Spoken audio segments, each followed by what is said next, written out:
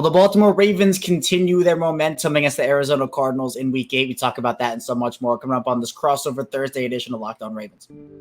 You are Locked On Ravens, your daily Baltimore Ravens podcast.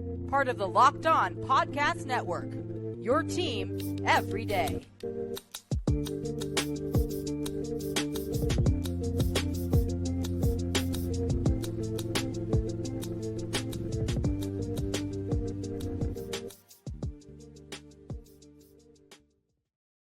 Welcome into another edition of Locked On Ravens. We're your daily Baltimore Ravens podcast, and I'm your host, Kevin Ostreicher of Ravens Wire, here with you on the Locked On Podcast Network, your team every day. Thank you so much for tuning in, making Locked On Ravens your first listen each and every day. We are free and available all podcasting platforms, including over in video form on YouTube. Today's crossover Thursday edition of Locked On Ravens is brought to you by PrizePicks, the easiest and most exciting way to play daily fantasy sports. Go to prizepicks.com/LockedOnNFL and use code all lowercase LockedOnNFL for a first deposit match up to $100. 5 days a week, Ravens content here on Locked On Ravens. Be sure to subscribe on YouTube, follow along in audio form, same show, both audio and video. Thank you so much to the everydayers, the people who listen every day, or maybe this is your first time in the show. Thank you for tuning in. If you're somewhere in the middle, I appreciate you as well. Tell a friend, tell a family member we got the Ravens news, analysis, updates, and so much more here. And today, we're diving into another crossover Thursday with Alex Clancy of Locked On Cardinals. This time as Baltimore travels to the West Coast to take on the Cardinals. We'll talk with Alex about the biggest storylines, key matchups, path to victory,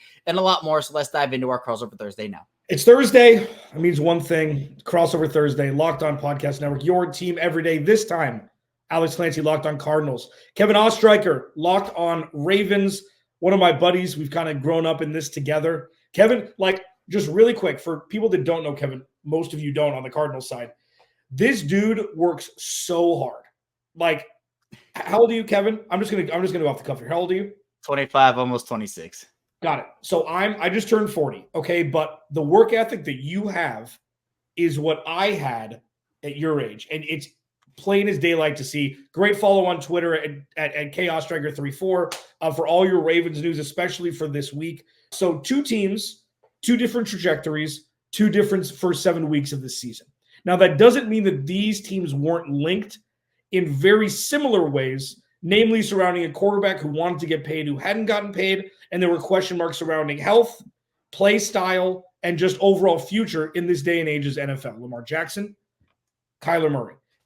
Both have gotten paid. We haven't seen Kyler Murray in 2023 yet, but we have seen Lamar Jackson. Kevin, let's start with this. It's been the defense of the Ravens since John Harbaugh took over, and probably for the last 20 years, that's been like the calling card. Linebackers, corners, defensive linemen that have wreaked havoc on opposing offenses. And while that's still happening this year, to some surprise, it's the offense of the Ravens that's really been getting the headlines. Rookie Zay Flowers, Odell Beckham Jr., etc., Mark Andrews. Talk to me about the pseudo shift in sexiness in Baltimore, looking more like the offense and the defense in 2023, if that's accurate. Yeah, and first of all, thank you for that little off the cuff compliment there. And it's been really fun doing this. And I know the Ravens and Cardinals have been tied together. I think that storyline you mentioned is a key one, because with Lamar, the whole thing was he wanted to be in a place where he felt like he was being utilized and where he was wanted. And I don't think there was ever, the whole storyline last offseason was, well, any team that offers Lamar a deal, the Ravens are just going to match it anyway. And for Baltimore, getting rid of Greg Roman, I think, and bringing in Todd Monken has been one of those keys to not just unlocking the run offense. We saw that under Greg Roman. They were historic rushing-wise under Greg Roman. But the creativity in the pass game was just lacking. They weren't growing enough. And for Lamar, the whole comments in that offseason were, well, if he leaves, we're going to be robbed of what Lamar would look like in a Baltimore Ravens offense without Greg Roman, outside of, the second half of his rookie season was Marty Morningway. But they bring in Monken, and I think we started to see the creativity get better. And it's not only they brought in Monken, Odell Beckham Jr. comes in, they draft Zay Flowers, as you talked about. They've added pieces around him because, look, we saw the Cardinals go out and get both DeAndre Hopkins and Marquise Brown for their quarterback who was on a rookie contract. And we saw the Bills get Stephon Diggs for Josh Allen, and the Eagles get A.J. Brown. While Odell isn't on that stratosphere, I still think it's a step in the right direction. And the thing with this Ravens offense, Alex, has been the consistency. There was never going to be a world where with a new system, with multiple new players coming in and the injuries the Ravens have dealt with so far this season, they weren't just going to put up 40 points a game from week 1 to week 18. There was always going to be some adjustment period, some very good ups and some very bad downs for the unit. But against Detroit, who has kind of shocked the world almost as one of the best teams in the NFC so far, it was a good barometer test for both the Ravens offense and the Ravens defense. And obviously the Ravens went out there and just went scorched earth on that Detroit Lions team. So I think that while the returns have been inconsistent so far, the hope is that Baltimore's offense found something and found consistency against that Detroit Lions defense that they can carry into this week 8 matchup against the Cardinals, going to the West Coast and playing that team. But I know we're talking about quarterbacks, and a big storyline, Alex, is Kyler Murray. The fact that he practiced in full on Wednesday. Who knows if that means he's going to play on Sunday? Who knows if there's going to be some sort of pitch count? I see you're shaking your head there. Is this the week Kyler Murray returns, or is this just another step in the rehab plan? Yeah, because the thing is, the interesting part, as you mentioned, Kevin Ostreicher, Locked On Ravens, Alex Clancy, Locked On Cardinals crossover Thursday, is, there's no rush to bring Kyler Murray back. And they're not doing the good player on bad team elongate injury time, timeline either. They're waiting until it's time. I don't think bringing him back against the Ravens, even though it's at home, I don't think bringing him back against Cleveland on the road against that front seven, and I mean that starting 11, that entire defense would behoove the future of this team to put Kyler Murray in harm's way with Myles Garrett going up against the left side of the offensive line, which has been putrid so far. I think they target Atlanta in week 10, but you said a couple interesting things that coincide with the Cardinals' path a little bit. First of all, for those that have been everydayers of Locked On Cardinals, you know that I've been pounding the table for Zion Johnson initially. He went early in that draft, and then I pivoted quickly because he was number 2 to Tyler Linderbaum, center, who could have been the Cardinals center for the next decade. Steve Keim decided to trade a first-round pick for Hollywood Brown, and who drafted Tyler Linderbaum? The flipping Baltimore Ravens with the Cardinals pick. So it's just kind of, there are tributaries, there are tentacles around both of these teams that are tied. And another one is the new regime for the Cardinals. You haven't seen Lamar Jackson without Greg Roman save his, the second half of his rookie year, like you mentioned.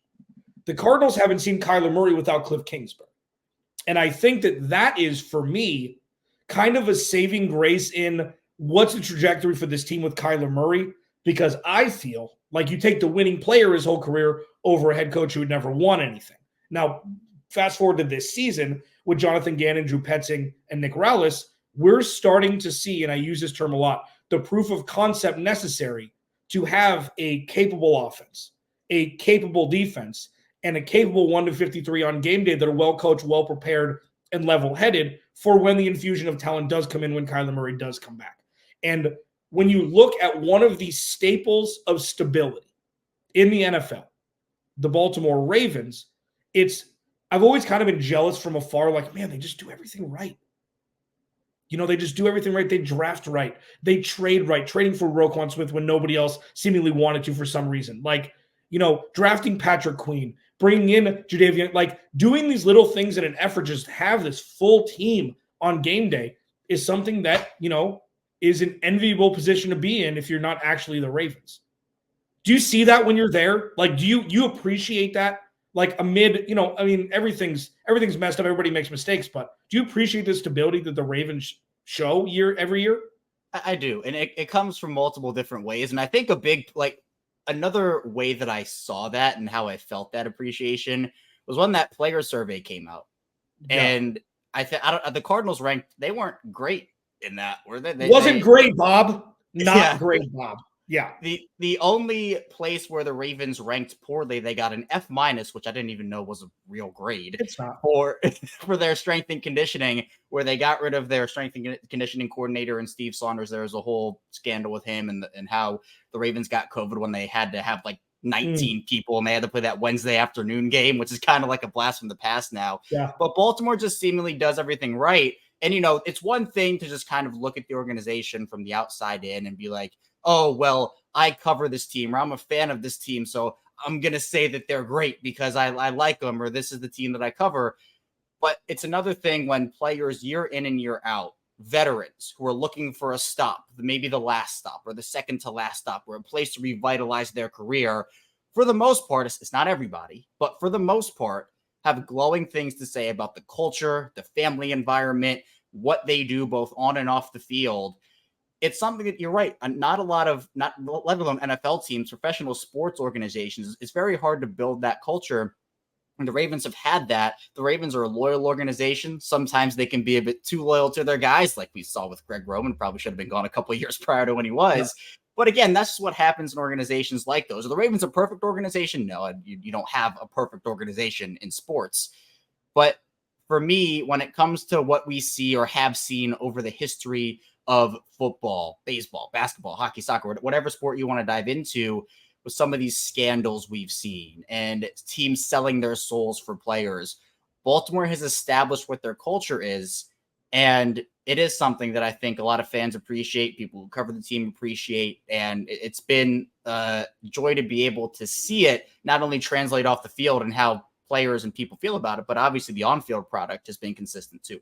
Absolutely. Yeah. And that's something the Cardinals are looking to strive for with this new regime. Really, I've coined the phrase. I mean, it's lazy, but it makes sense. Arizona Cardinals 2.0. I mean, it's really a pivot from Steve Keim, who could do no right aside from maybe bringing in some talent from other teams. It's very hard to build a culture when you're a transplant team like the city in which you play.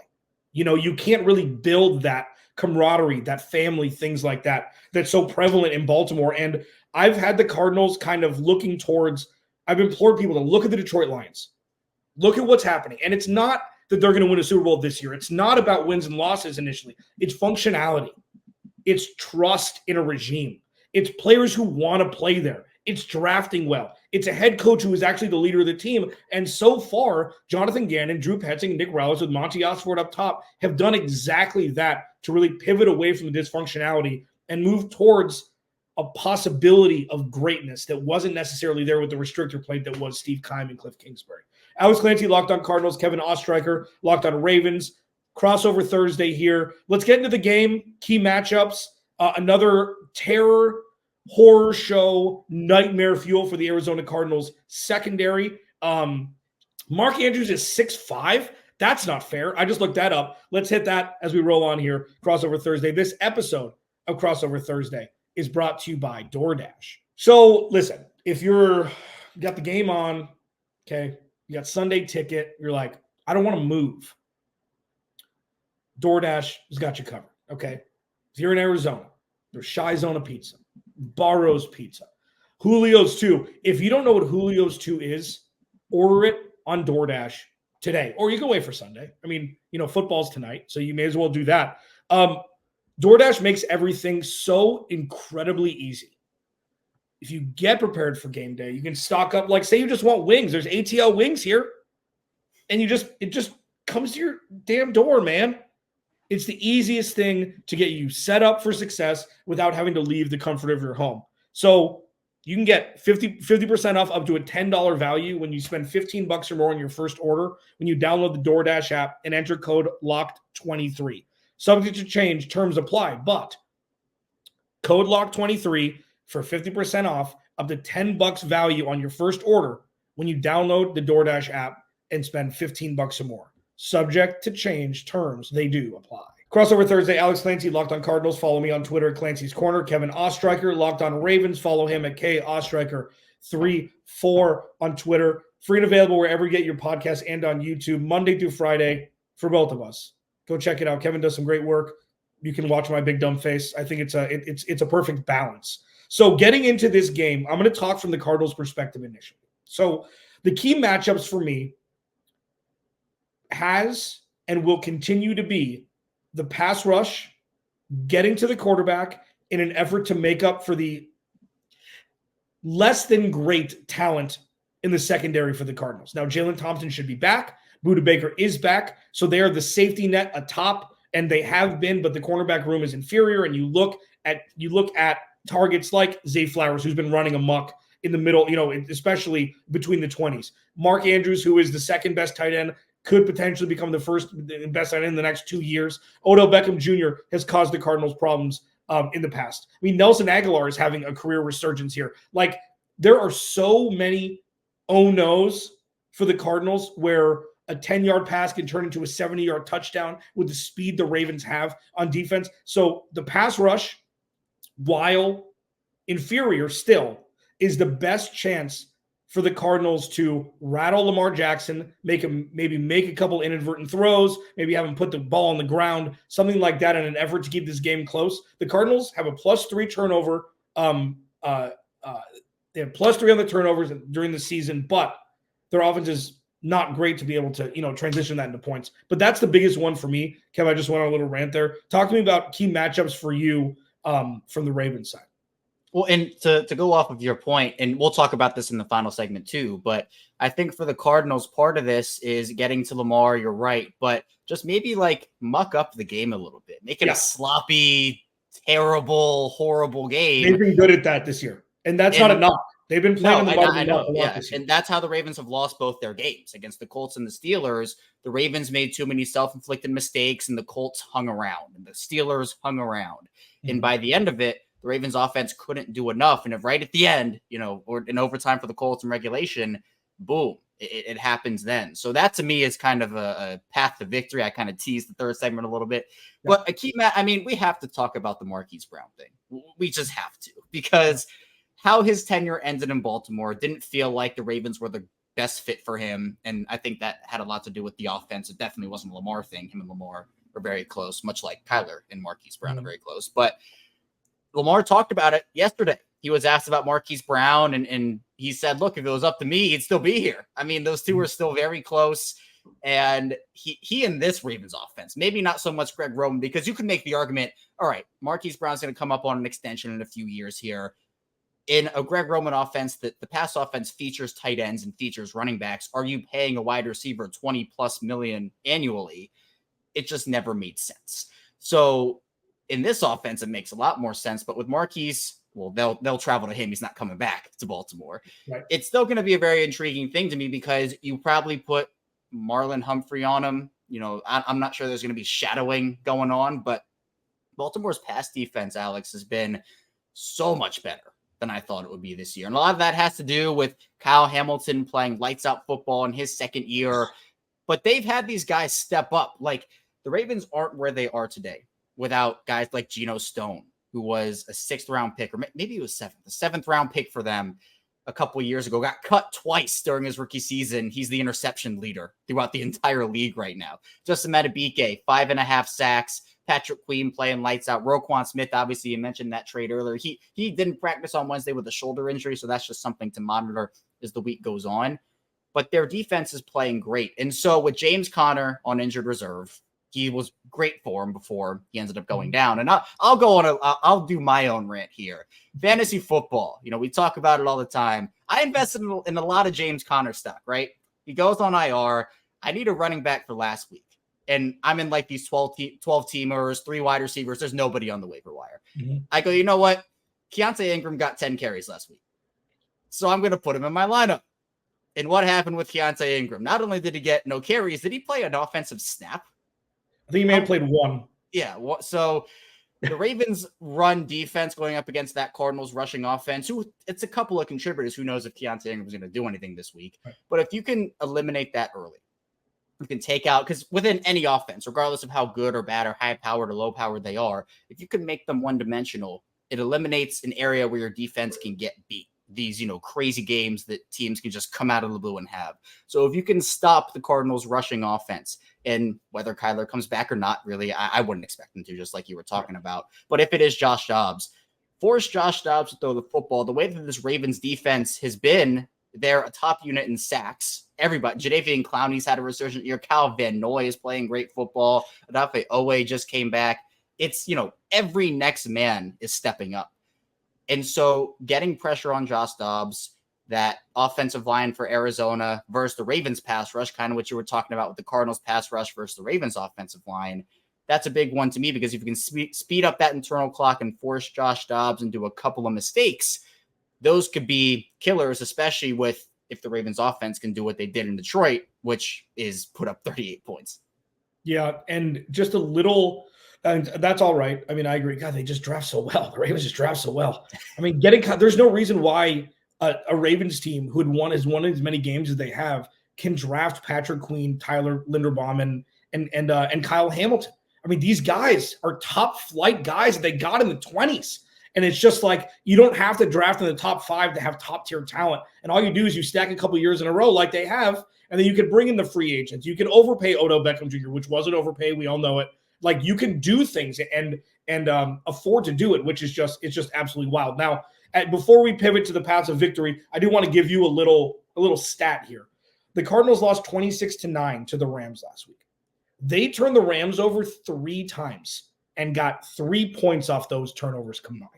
So the thing is with the Cardinals, and I talk about this every Friday, like I could copy and paste every final segment of the week because the paths to victory are the same. The turnover battle is you have to win the turnover battle and not turn the ball over, which is such an incredibly tall task for Joshua Dobbs to come in. He's not a great quarterback. Nobody said he was. He's played out of his mind the first few weeks. I think that's a testament to Drew Petzing and Joshua Dobbs being so smart and understanding his means with this offense, plus James Conner running the ball as effectively as he did, as you mentioned. It's going to be Amari DeMarcado, the undrafted rookie out of TCU, who's played meaningful snaps. But if the Cardinals don't run the ball, it's going to be very, very difficult for them to put up points on Sunday, even though it's at home. Let's talk about paths to victory next. Alex Clancy, Locked On Cardinals. Kevin Ostreicher, Locked On Ravens here on a crossover Thursday on the Locked On Podcast Network. Your team every day. This episode of Locked On Cardinals and Locked On Ravens, as it were, is brought to you by FanDuel. FanDuel is very near and dear to all of our hearts here. And I didn't see what the over-under was for this game as of this podcast, because I know it's fluctuating with many different things. Like, I can't find 40 points in this game. But if you can, go to FanDuel.com. FanDuel not only has you with the over-under, spreads, player props, whatever. If you're a new customer, you can get $200 in bonus bets guaranteed when you place a $5 bet. That's $200 in bonus bets, win or lose. My co-host of Locked On NFL Thursday, Tyler Rowland, loves same-game parlays. Bet a little, win a lot with a bunch of different over-unders and things like that. One bet, who knows? You could strike it rich over at FanDuel.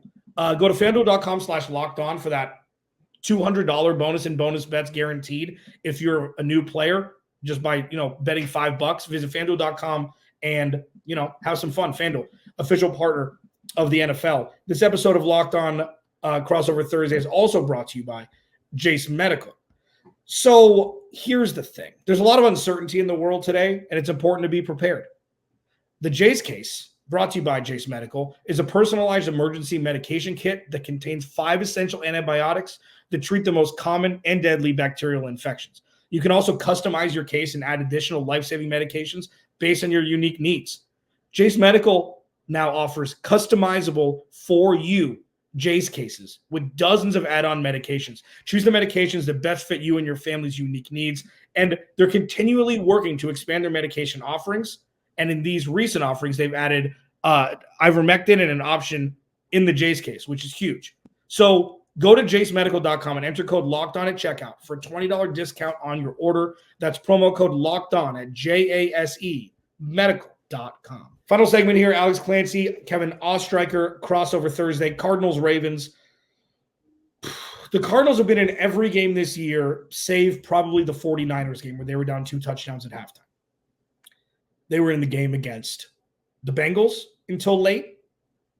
They were in the game, they beat Dallas. They were in it. They were leading at halftime against the Rams last week. I feel like this is the toughest task the Cardinals have faced, even over San Francisco, because it's Lamar Jackson. And this defense is terrible. Just because, this is part of the growth of this team into functionality. It's going to take 2 years. The defense has been severely lacking talent-wise this season.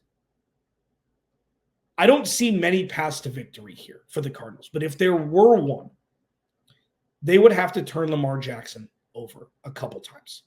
Have him throw errant passes, which he has a proclivity to do when under pressure, and keep Lamar Jackson also in front of you.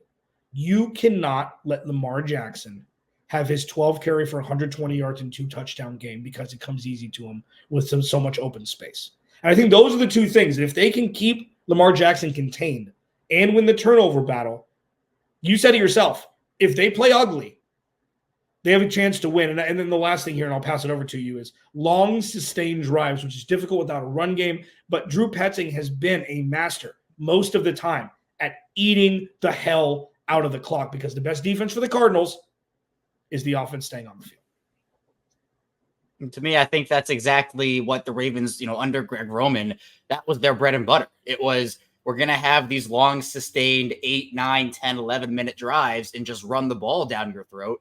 And that's not what the Ravens are doing this year. I mean, when you look at what they did against Detroit, I mean, this game was over, Alex, in the middle of the second quarter. The Lions had to go for it on 4th down from the Ravens 49 on 4th and 8. And 6 4th down attempts total for Detroit in this game. They just had to go for it every single time. And what the Ravens did early in that game was, first of all, John Harbaugh took the ball instead of deferring. He won the coin toss and took it. But these drives were not long. 7 plays, 75 yards, 4 minutes, 23 seconds in the opening drive. 11 plays, 68 yards, touchdown, 546. 8 plays, 92 yards, touchdown, 357. 6 plays, 80 yards, touchdown, 256. The Ravens are efficient, and they're getting it done. They're saying, you know what, we don't need to extend this game. We know what our offense has, and I mean, it hasn't really been consistent the entire year outside of Detroit. But to me, the Ravens do have a history, and I think every team has it to an extent, of playing up and down to competition. We've seen it so far this year, and while the Ravens are going to be favored in this game, they're going to be talked about all week is, how would they lose this game? As you talked about, if the Cardinals start to play this ugly brand of football, which again, it's not me dissing them, it's what they would have to do in order to win, in my opinion. The Ravens have to be able to do a couple of things. One, convert in the red zone. The Ravens were a great red zone conversion team early in the season. First 4 weeks, tops in the league, 80%. But then the next 2 weeks, they went 2 for 9, headlined by a 1 for 6 performance against the Titans, which they somehow still won that game despite going 1 for 6 in the red zone. But then Detroit, they go 5 for 6, and they get that out of the way. So I think that if they also limit their mistakes, there has been a fumbling issue in Baltimore this year where Lamar Jackson and his running backs can't get on the same page. Guys aren't holding the ball tight enough. Defenders are making good plays. We saw that whether it is penalties or fumbles or drops, these self-inflicted wounds have come back to hurt the Ravens, especially when the offense can't get it going and there's not a full 60-minute consistent effort. So, I mean, look, if we're talking who's going to win, and I will probably get to it here in a couple minutes, I say it's probably going to be the Ravens just because, you look on paper, they're better in almost every phase. But again, people weren't expecting the Cardinals to come into this year and win the Super Bowl. This was obviously, whether you want to call it a rebuild or a retool or whatever it is, that's what they were going for, especially with their draft capital situation next year. So for me, I think that, as you talked about, the Cardinals have actually played better than I thought they were going to this year. While their record won't say it, and maybe the box scores won't say it, you're right. They have been in a lot of the games they've played this year. So maybe this is another close game early and the Ravens pull away late. But if Baltimore can limit their mistakes and just play their brand of football, I think that's their easiest path to victory against a Cardinals team that, at least on paper, to me, looks outmatched. Yeah, the Cardinals' first halves have been excellent and the second halves have not been. And, the coaching staff has gotten flack. Well, you can't adjust. It's hard to adjust with the talent level the Cardinals have. They give it their best shot. They stay in games and you try to hold on. And the Cardinals haven't, as I mentioned earlier, they haven't just been blown out to start a game. They haven't gone down 24-0 at halftime. Everything's been close, save that San Francisco game. And I have a fear that this is the first game where the wheels are going to fall off. I just think, and I don't say that in joke. I hope it doesn't. Obviously you want the Cardinals to contend, but Joshua Dobbs now has 7 weeks of tape on him. And this is something where it's like there's enough sample size where it's like, oh, there's a new quarterback. Rookies have spurts where they succeed because college tape doesn't mean jack in the NFL. So, you have that little leg up at times, and then, defenses catch up. And I think this is a time where it could really be problematic for the Cardinals to stay in this early. If the Cardinals give up 25 points or less, that's a win. I see that as a massive win. Now, let me ask you this, and I don't want Ross Jackson to get mad at me, so we got about a minute and a half here. If the Cardinals were to game plan and scheme around stopping one guy in 1 minute or less, Should it be Zay Flowers or Mark Andrews? I think if you have to put attention on somebody, I would do Zay Flowers. And that's not a knock at Mark Andrews, but Zay one-on-one there's no stopping. He's a terror. Peter King said it in his training camp previews. You got to either hold the guy or interfere with him if you want to win one-on-one. With Mark Andrews, he'll beat you one-on-one. It's kind of like the pick the poison thing that you have to do. It was almost like what the Ravens had with Marquise Brown and Mark Andrews back when Marquise was still with the Ravens. But Zay Flowers, his route running is devastating. And with Mark Andrews, at least you can hope that a linebacker or a safety can blanket him enough on a contested catch opportunity where he can be open. But with Zay Flowers, he will get open in one-on-one situations. So you have to bring help on him. And that's the dilemma of trying to stop this Ravens offense. 27-10 Ravens. Kev? I'll go 28-17 Ravens. Huge shout out to Alex. It's always great talking with him. And the Ravens should be in the keyword to win this game. Obviously, you got to go out there, play for 60 minutes and show you earn it. But I think that the Ravens outmatch the Cardinals, but they're going to have to play a consistent game and not let those mistakes get the best of them. But that's all I have for you here today on Locked On Ravens. Thank you so much for tuning in. Coming up tomorrow, we'll be rounding out the week. More Ravens content and maybe some Derrick Henry conversation in there, a little teaser. So be sure to stay tuned for that. I'll see you right back here tomorrow on Locked On Ravens.